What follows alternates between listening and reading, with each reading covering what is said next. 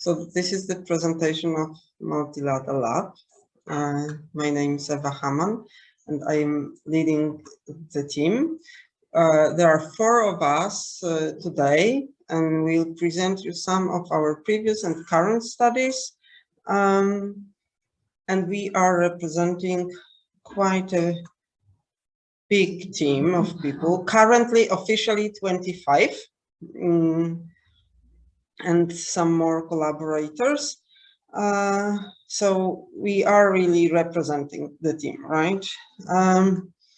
And what we are doing, our focus is definitely on language development in children. So that's something different than previous 2 labs that we're presenting. We mostly make observational studies trying to characterize language development in various populations, monolingual, bilingual, and multilingual children living in different places, mostly right now, Poland, Norway, and United Kingdom. We mostly study typically developing children, but also we somehow try to touch developmental language disorder, and some of us also study dyslexia. Our specialty, I would say, is creating assessment tools for monolingual and multilingual children, and today we will also present you some of our tools which we are going to norm in one of our current projects. So just a few words about our previous research. It wasn't MultiLADA, but it was the team combining people from various parts of University of Warsaw and also Jagiellonian University. Aga was also in this team. We started in our previous project, the first project in which we studied bilingual children.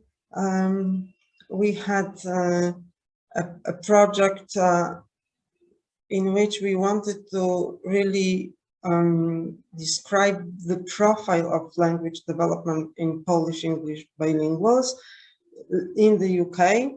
And we had a lot of measures for vocabulary, grammar, phonological processing, and discourse, and we also focused on cognitive development there. This is one of very nice results. I'm not sure whether it's well seen because the nicest thing was hidden. So this is one of our nicest results, showing that bilingual children in yellow are somehow below monolingual Polish children. This is only for Polish in vocabulary, either receptive or productive, in grammar, in phonological processing. But if we look into the discourse and the discourse structure specifically, we see that they are at the same level as monolinguals. So that's a kind of caution for people who really think that bilingual children lag behind or are delayed or things like that. Well, they are in some aspects maybe, but first of all, usually only if you look into single language, and that's what I'm just showing you, single language. And the second, it really depends on the domain.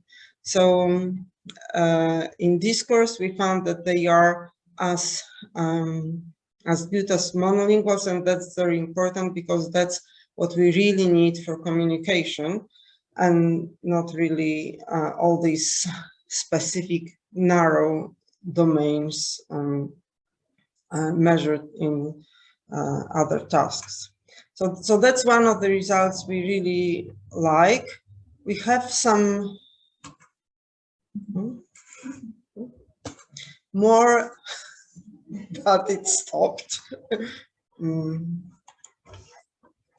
Okay. So I'm not going to tell you about more results from this project. We had several publications during the last years resulting from this project. Not as much as we should, in fact, and we still have a lot of unpublished data. So now we will move to our current project, and Carolina will go first. Thank you. So I should sit down here. I'll just minimize this here, maybe like this, so it will be easier. And if I move my mouse, can you see it on the screen? Yes. All right. So, oh, it is weird sitting. So I would like to tell you a few words about the Star Wars project, and really the whole project here, the Star Wars, is about observing and characterizing early language development in children through the eyes of the parent, or through the reports from the parents. And generally reporting and looking at early language development through parental reporting is an accepted and a widely used practice. And so we are kind of using that for very small children. And when I say early language development, we're actually focusing on some milestones. I love graphs, so I've prepared a graph of what I hope I will eventually get in the Star Wars data. So that's my dream graph for the future.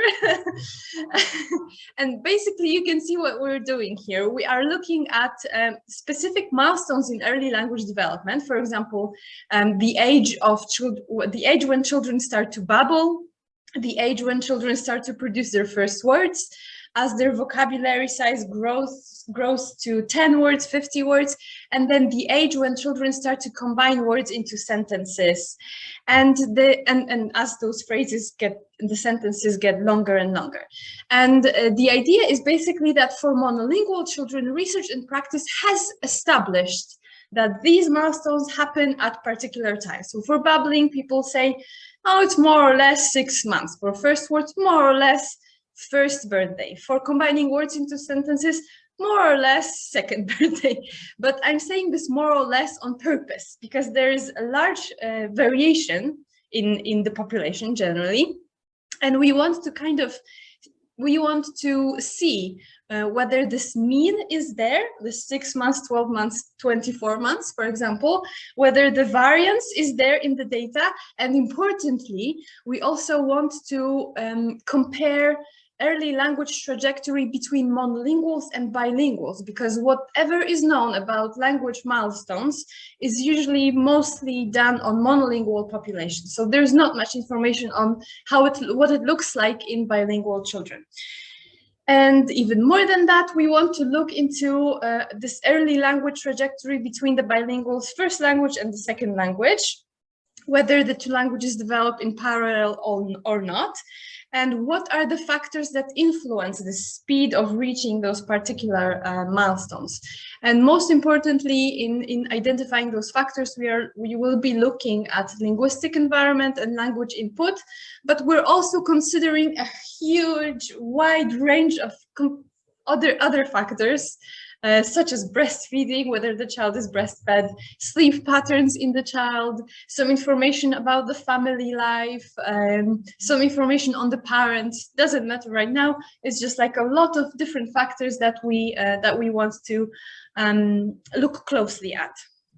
So in order to get to that graph one day, we are using a few tools in the study. Actually, there are only 3 tools in the whole project, and one is a core major tool that we're using, and it's a mobile app that we have developed. It was a huge and very long process. If you're thinking about creating apps, well, I have to warn you, we spent half a year conceptualizing what we want to have in the app, and then a year building it, reconceptualizing it, changing, thinking what else we would like to put in, what we would like to take out, testing, building, testing, building. So the whole process, a year and a half, and it's still not perfect. It's still under construction largely. There are still a lot of things that we need to change and that we're changing in the app. But basically, the app is our major thing. So parents that want to participate in the study basically go to a Google Play Store or Apple App Store and download an app, and that's it.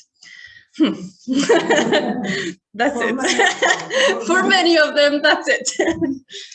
But basically, the app serves as a language diary, online language diary for parents. So they are basically asked to write in new gestures, words, phrases, made-up words of the child as they appear, more or less. And that's basically all that the parent has to do. Of course, we also ask about some background characteristics of the family of the child, motor development, socioeconomic status of the family, and so on and so on. But basically, the app is about this continuous reporting of parental reporting of words and new words, new elements in the child's language. And as you can see in the second screen here, the app is actually full of those very small eye icons. If the parent is unclear of what we mean, for example, by what is a word, and that's a question that we got frequently asked at the very beginning, what is a word? Especially in early language of the child, it's difficult to say what is a word and what is not. So we're basically, we have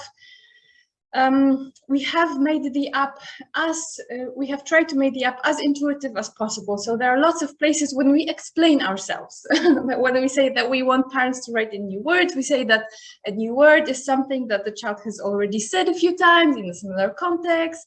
It doesn't have to resemble adult form. It can, and one word can actually have a few different meanings or similar meanings. And apart from the things that parents are asked to provide in the app, we also wanted the app to be a kind of a nice experience for the parents, so that they will get the feeling that they get something from the app as well. So we've created two modules or two functionalities. One is a tab with reports, and it's basically a summary of what the parents write in regarding the elements, the words, the gestures, and so on and so on. So whatever element they write into the app, they have a summary of that. They have a summary like this with stars, categories of words. They can view a different kind of a summary by time, by language, basically sort the words in a way. They can also, and that's a new thing, print out a report of the words and take it to the practitioner. Some of the parents wanted to do that, so they can do that as well. And another thing that we have put into the app is a knowledge tab. And that's something that, well, we thought that it would be nice to introduce some kind of a gamification system in the app. And we don't want to reward parents for writing in words, because that could go a wrong way. They could just write in words just to get a prize. So we're rewarding their engagement in the app, whether they respond to our notifications, our prompts, whether they give us some information about themselves as a family. If they do, they get access to popular scientific articles about child development, podcasts with us, and with some other cooler researchers than us. They also get personalized coloring books. That's also something that we're working very hard on, so that if the child is producing some words, then after some time, the parent receives a personalized coloring book with the particular words that the child has produced and a picture of those words. So we're very proud of that tab, though it seems like nobody cares really about that. But I will say that in a moment. A lot of work was put. Yes, a lot of work was put into that. So there are currently over 4,500 children registered in the app. That's a number that we were ourselves shocked by. We didn't expect that many. So we were very happy about this, but that's not the full story. So half of the kids are actually Polish monolinguals living in Poland. And you may remember that the project is really a little bit slightly more focused on bilinguals than Polish monolinguals. But our recruitment activities are in Polish. Our Instagram, Facebook channels are in Polish. We have a wide reach into the Polish community in Poland, basically. 20% of the children are actually bilingual, and that's what we're happy about. But for 1/3 of the children, we have no idea. Parents did not provide any information about the country of living because they don't have to. There are some very small things that they have to give us, but they don't have to give us the country of living. So we actually don't know. They may introduce it at some point, but probably they don't care anymore. They just registered in the app, installed it, and that's basically it. And to confirm what I'm saying right now, I will show you this graph. This is basically showing for how long the children or the parents are using the app. And on the y-axis, you have a number of days, more or less, and on the x-axis, the number of children. So you can see clearly that for lots and lots of children, or users, for lots and lots of users of the app, they download the app, they install the app, then sometimes write in one word or 2 words, and that's it. They never open it again. Like, they never come back on any other day. And we were kind of aware of that before we started, because this is basically a regular retention rate with any kind of app, apart from Instagram, Facebook, and banking apps. So this is what it looks like. For many of the apps, most of the users never come back after installing the app. But still, we knew that it would be challenging. But I don't know, maybe we hope for the best in a way. We did try to prepare for that, especially exactly with the knowledge tab, with the podcast and everything. But we can see from app statistics that not many people actually go there into the knowledge tab at all. So we think that mostly parents are actually using the app for themselves, really. So they want to have a memory of their children's first words, and they write in those words, but it's for their own use. They're not using the app as a research tool. They're not using it as if they are part of a study. They're basically using it for their own interests. Just not that bad. An interesting information about that data. When we look at for how long the children or the parents are staying in the app, the median is 2 days, which basically means that for half of the users, they stay up to 2 days, and another half of the users stay longer than 2 days. But you can see from the graph that users that stayed more than 6 months, so more than 180 days, we've just got a few of those, just a few of those. So we knew that it would be a challenge, but it is a challenge to collect longitudinal data like this through the app. But that's not all that we have in the app, in the study. Another thing that we have is a communicative development inventory, a CDI, which is basically a checklist for the parents. It's a parental questionnaire, and it is widely used in research to assess young children's language development. And it has been adapted into hundreds of languages. And if you know Word Bank, maybe it's a large database of words produced by children, but it also contains some of the characteristics of words, like the age of acquisition, sometimes different things as well, different trajectories of when particular words are appearing in child speech. So Word Bank is actually based on CDI data. So it's a powerful tool used worldwide. And it's very simple. It's just a vocabulary checklist, basically. There's also a grammatical part, but basically parents receive 600 words or 700 in some versions, and they just tick the words that the child understands and or produces, and that's it. There are a few Polish adaptations for younger children, and in Star Wars, we're also working on the CDI 3, which is a version for children beyond the age of 3. So we have basically in Star Wars, what we did is we moved the paper version online. So we have, again, created an app because we don't learn from our mistakes. But this app is much simpler. And we have basically moved the paper questionnaire online. But at some point we said, okay, maybe we can go further. The CDI is very long, 600 items. Maybe we can actually shorten it. And there are a few ideas on how to shorten a test like this. And I will be talking, I will spend 2 minutes or something like that on this slide, just because maybe that will actually be interesting to you for your domains. So we've decided there are many there are many ways to shorten a test. One thing that you can do, you can just shorten it. So basically have a smaller number of items, but then it might be difficult to choose which items. We have decided to move into computerized adaptive testing. In this approach, what we do is we want to kind of get a rough estimate of the participant's ability level. So here of the child's language development. And what we do is we don't present all items anymore. We don't present all of the items anymore. We present one item at a time. And depending on the parent's response, the user's response to that item, we present them the next item. So the test is adjusted dynamically, item by item, to the participant. So that basically the idea is that each of the participants might go through a slightly different set of items in the test.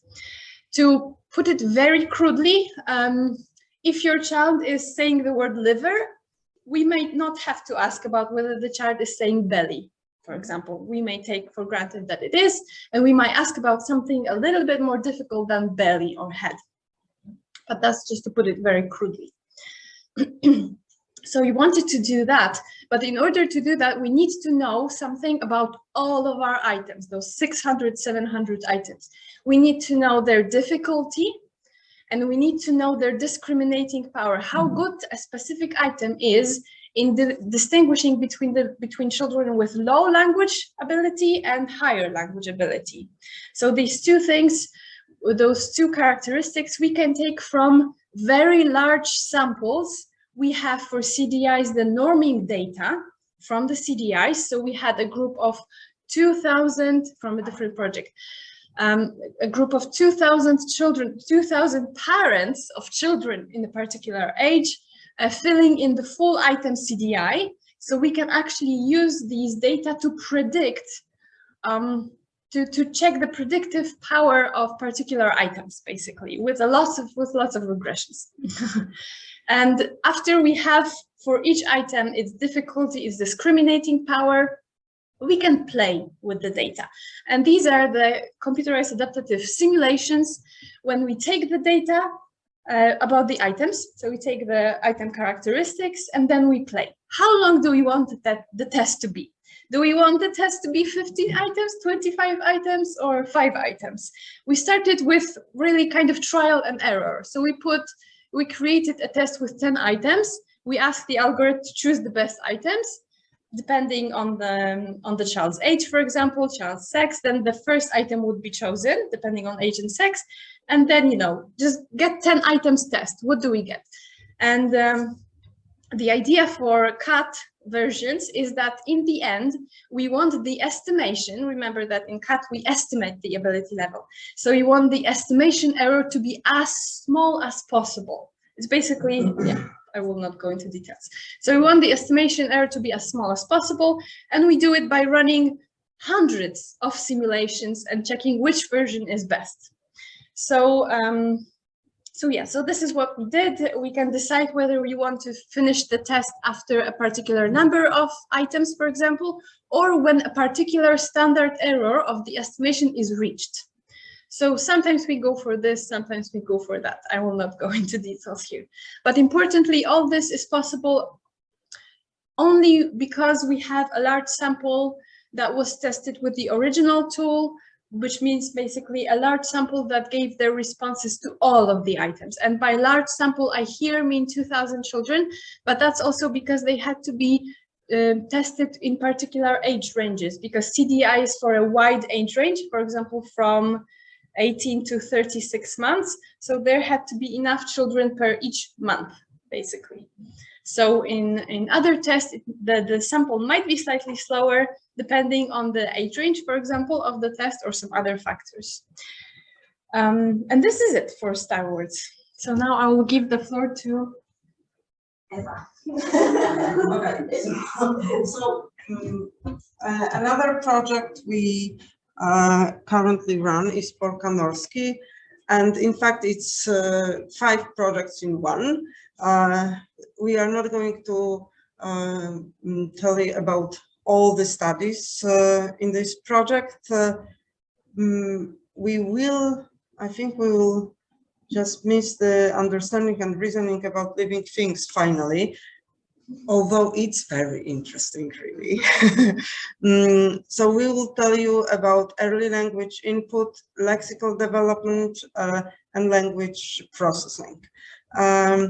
Just a few words about one study that we run currently, and we are currently struggling to recruit parents again. So the study is about early language development in bilingual infants, but we start with pregnant parents. So we designed workshops for pregnant parents in which we want to explain them or improve their skills, communication skills, so that they may optimize the language environment within the first year of child's life. And we are currently running these workshops online. That's another point that we started the project during pandemic, so many of our studies should go online. And now we are back with other studies moving to on-site testing, for example, in preschools, and Magda will tell about this in a moment. We have, in fact, 2 workshops because we want to have comparison. One workshop, well, we call it experimental because its focus is on language, and the second one is focused on sleep patterns. We wanted these workshops to be interactive, engaging, and we really hope that people expecting children, so being before the time when they are really very busy with the children, will be keen to come to us and to get new knowledge, evidence-based skills. And it's not true, right? So we are struggling really. The plan is that after the workshops, we want to follow up children, infants, with the Star Wars app and also CDIs, and we want to compare the 2 groups and to see whether our workshop on language made a change in their life, basically, and had an effect, whether it has an effect on child language. So the plan is that we want to have overall 100 parents.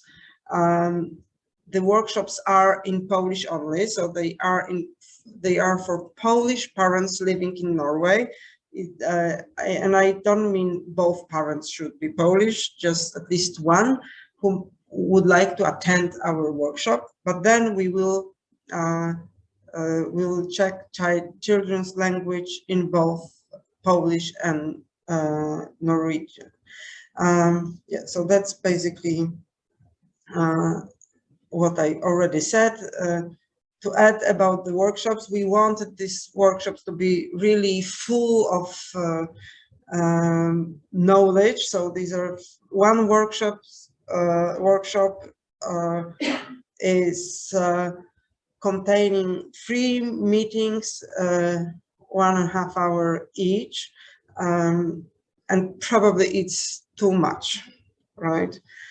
But yeah, we were kind of naive, thinking that everybody is becoming as excited about language development as we are.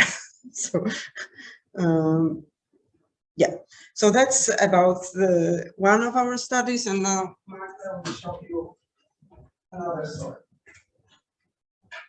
Okay, so I will talk about another study in our project Polkonorski. So it's about multilingual trajectory of language development, and here we are studying preschoolers and toddlers. And I will first outline the study, talk a bit more about our sample, and then our tools. So first, we are focusing on lexical development. It's a good predictor of later language and cognitive development in young children. We are also focusing on assessment in both languages of bilingual children, that is Polish and Norwegian. We plan to do a follow-up study in order to study the trajectory of language development, which will also allow us to describe typical trajectory of bilingual language development in children who are acquiring Polish and Norwegian. And what is also very important is that we are preparing two norming studies in order to prepare norms for two tools that we are using in the project. This will be both bilingual and monolingual norms, and I will explain it a bit more on the next slides. And we have now done 3 pilot studies, 1 in Norway and 2 in Poland, and we really hope that data collection is about to begin soon, both for toddlers and preschoolers. So here you can see overview of our study sample. There are 3 groups. There are Polish, Norwegian bilingual children, Polish monolinguals, and Norwegian monolinguals. And they are aged from 2 to 6 years. However, as you can see, toddlers are actually present only in the bilingual sample, because in this sample we'll be doing the CDI norming study, and there are already norms for monolingual children for Polish and for Norwegian. And this brings us to the CDIs, which you are already familiar with, thanks to Star Wars. And in terms of the Polkonorski project, we'll be focusing on words and sentences. This is CDI 2. It's designed for parents of children from 18 and in our sample to 35 months.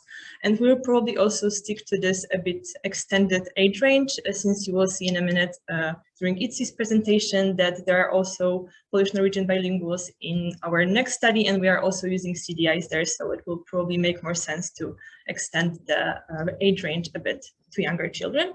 And as I have mentioned, there are already Polish and Norwegian monolingual norms for CDIs. So the aim of the Polkonorski project is to prepare bilingual norms for Polish and children who are acquiring Polish and Norwegian. And similarly to Star Wars, we'll be using the same web applications so parents can comfortably fill CDIs on their phone, laptop, and however they wish. And in order to study the trajectories, we'll be doing a follow-up study. So after 6 to 10 months, parents will be contacted again to either fill the same questionnaire, or they will be directed to the cross-linguistic lexical task study for all their children. And this brings us to another point. So this is our second tool in the project. This is designed for older children. So CLTs, cross-linguistic lexical tasks, are picture choice and picture naming tasks. They target comprehension and production of nouns and verbs, and they contain 4 subtasks. There are 32 items in each. And in the comprehension part, the child is presented with a board with 4 pictures and is asked to point to the picture in response to the question. For example, where is a cat? And in production part, children are simply asked to name the picture that is presented. Pictures depict actions or different objects, animals, and so on. It's designed for preschoolers, so children from 3 to 6 years of age. And what is also very interesting is that they are available in over 30 languages, including Polish and Norwegian, and work on them is coordinated by Eva and Magdalena Uniewska in our lab. And what is also important is that contrary to CDI, CLTs have not yet been normed in any language. So what we're doing in the Polkonorski project is norming study both for monolinguals, Polish and Norwegian, and Polish Norwegian bilinguals. And this would be one of the first studies of a norming study of CLTs. And similarly to CDI, there will also be a follow-up study. So after around a year, parents will be contacted again, and children will be invited to the same CLT task with us, hopefully, if they agree. And we also have prepared a CLT app. So yes, it's another app that is, and the process of trying to build it is also quite challenging. So the app will be called Child Lexicon. It will be available for tablets, so with iOS and Android, but there is also a desktop version in a web format. And it's also very important that since there are so many CLT language versions, we also made sure that it's available for other languages. So it's easy to adapt this app. And we actually have, apart from Polish and Norwegian, we also have Slovak, Swedish, and American English version in the app. And what is also very interesting is that it actually allows us to have different modes of testing. So we'll be able, as Eva said, we'll be going into preschools obviously, to conduct in-person studies when research assistants has a tablet with them and can be next to the child. But we'll be also doing online studies, in which scenario parents will be asked to download the app on their device, or we will simply send them our tablets with the app already installed, and then the whole meeting can be conducted via Zoom, and the researcher is just to help and guide the parent on how to use the app. So now I would like to hopefully show you a very short clip presenting the basic functions of the app. I hope the sound will work. So just to explain at the beginning, because it will be in Polish if we have the sound. If we don't have the sound, I will explain what is happening. But this is the language menu, and then you will see our tasks, and then we will briefly show the comprehension of nouns and production of verbs to make it a bit more varied. So we will see if the sound works. So here is an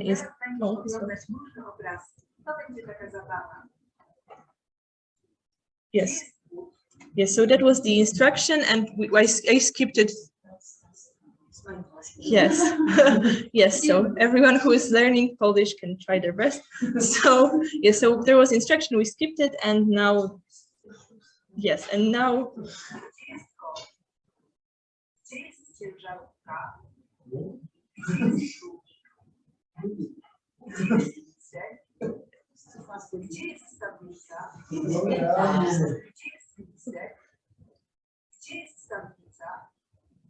yeah, so it was the basic, one of the features of the app, so we went back because sometimes children want to go back to the previous part. No, it was just, it was, yeah, it was, no, it was, no.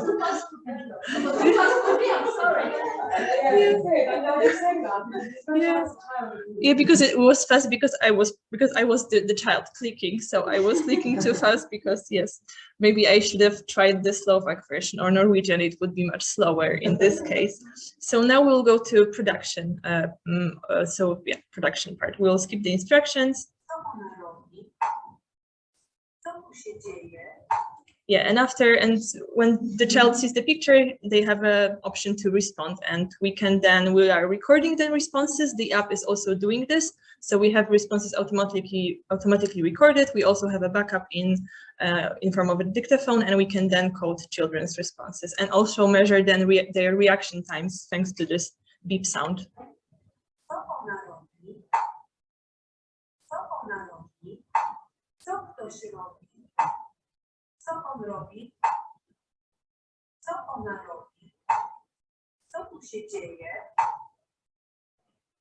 Yes. So that was the app. There were some basic functions, as I mentioned, and we can go back to the to the slides. And this is all from the CLPT part. As I mentioned, we hope to start very soon, go into preschool and start online, similarly to the CDI part with toddlers. And now we are going to the processing.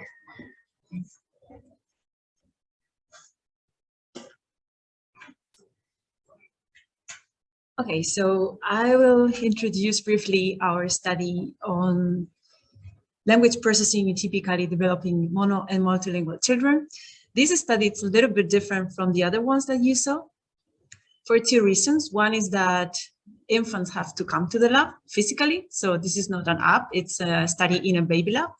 And secondly, because it's an EEG study, so it's a study on brain measures. And of course, this is something that we are doing, like many people that are not here, I'm representing them, but they're both here in Poland and in Norway. Okay, so very briefly, we all share the notion that bilingual children across lifespan are exposed to two languages, of course, or sometimes if they're multilingual, they're exposed to more languages. And this means that they have to split their time of exposure into two, at least, meaning that they have less time, less experience with each of the languages, and meaning also that they are exposed to kind of less systematic relationships between meanings and so between words and reference in the world, right? So if we assume that, and we assume also that if they have a similar chronological age compared to monolinguals, despite that they have different experience, we are interested in the research question of whether there is any effect in brain development of this differential language experience, okay? And more specifically, we are interested in measuring a mechanism that takes place around the second year of life, around 18 months old in the monolingual children, that is called semantic integration. Semantic integration is the ability to match or integrate the words with the reference, with the objects around the world, okay? And we know that this, as I said, happens at 18 months in monolinguals, but we are interested in knowing whether this is also the case in bilinguals, given that they have different experience. Does this experience affect the timing, the developmental time course of semantic integration in monolinguals? So the hypothesis of our study is that monolinguals, both Polish and Norwegian, will show this mechanism, semantic integration, a little bit earlier than bilinguals.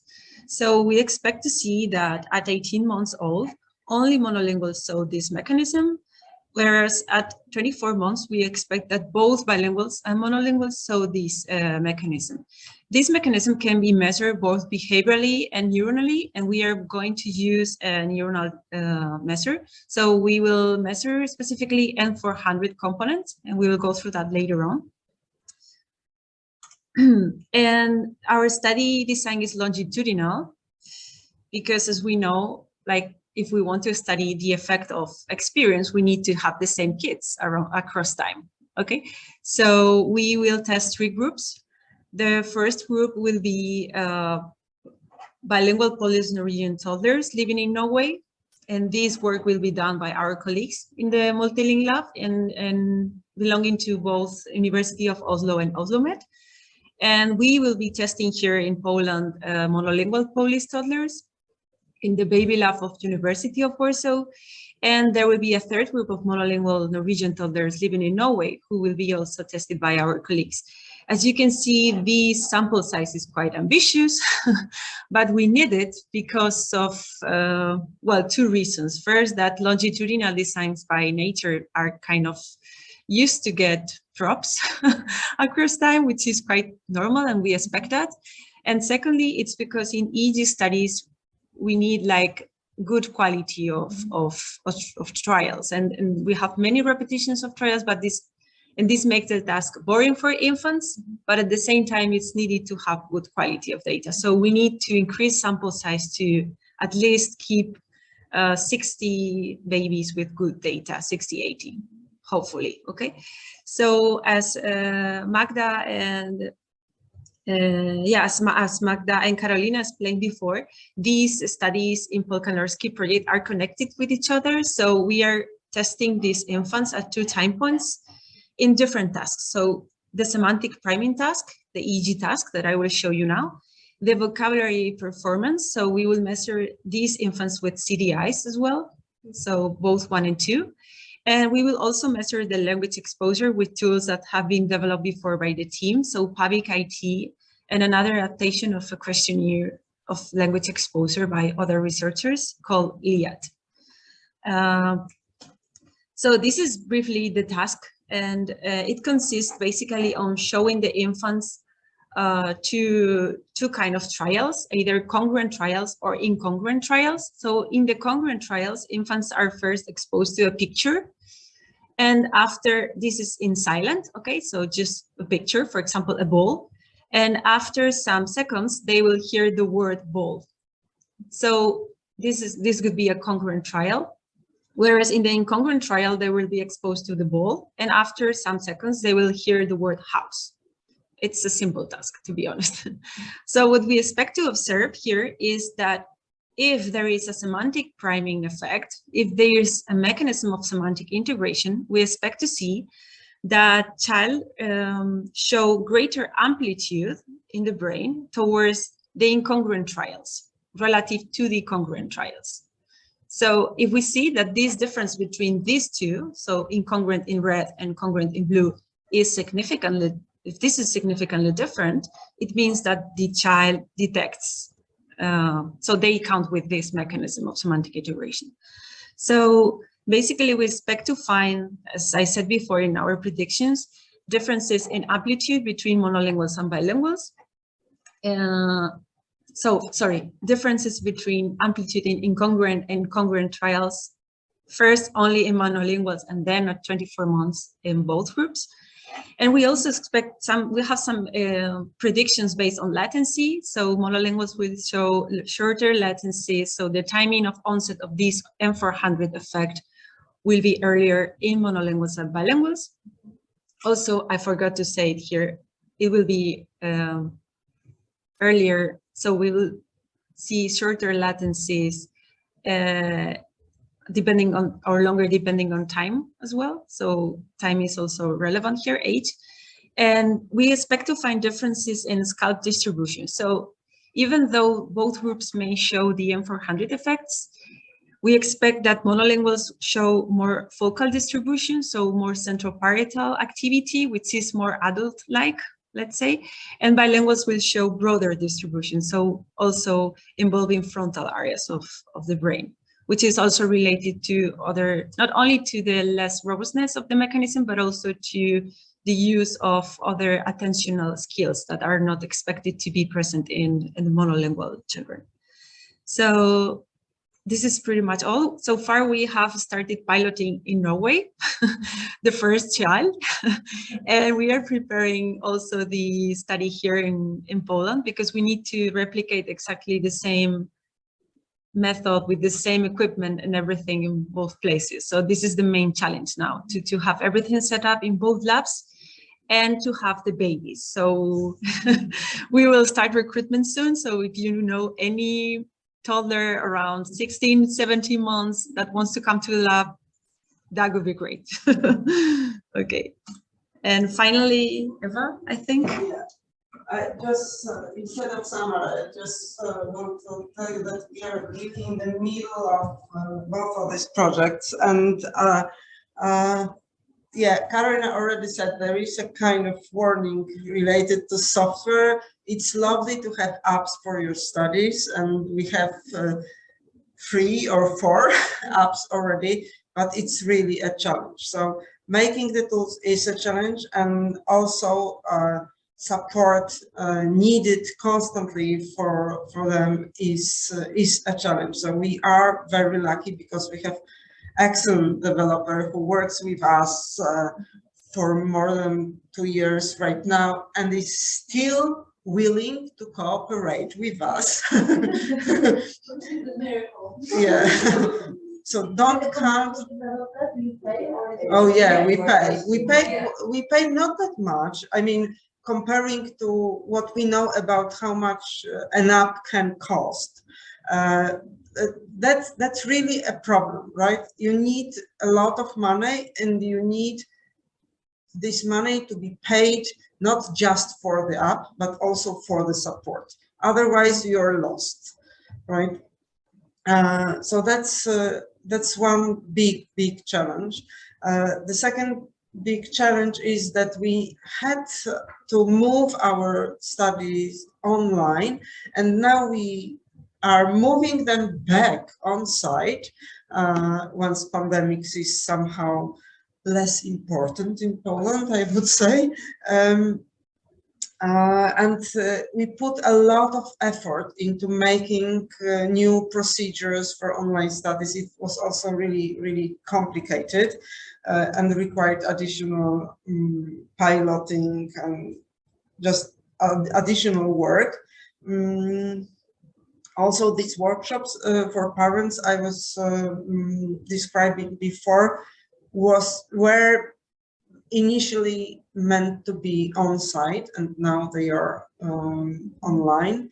And the last challenge is recruitment. That's really something which, if you have any bright, creative ideas, well, we ourselves, we have a lot of ideas, right? And we try really hard, but that's something, especially now after pandemics and during the war in Ukraine, it's horribly difficult to recruit anyone to any study, right?